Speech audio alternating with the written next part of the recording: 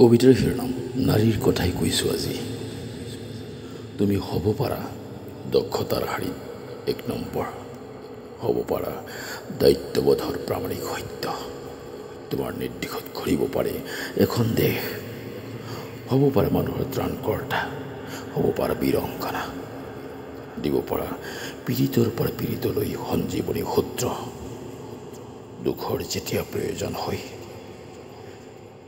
যিমানেই চকু পানী বহাই নিদিয়া কিয়, সুখৰ যেতিয়া আৱশ্যক যিমানেই হৃদয় শূন্য নকৰা কিয়, পিটনিৰ পৰা সংস্কৃতিৰ মুক্তিৰ পণ যিমানেই নলোৱা কিয়, তুমি হঠাতেই লজ্জিত হ'ব পাৰা।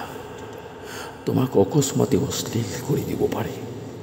তোমাৰ যশ মান সন্মান শান্তি বকাত মিলাই দিব পাৰে হঠাতে।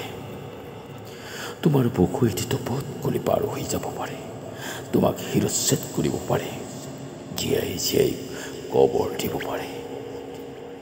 আৰু ধীৰে ধীৰে এখন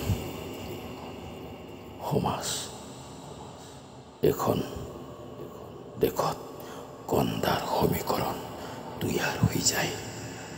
আৰু ধীৰে ধীৰে এখন সমাজ, এখন দেশত কন্দাৰ সমীকৰণ তৈয়াৰ হৈ যায়।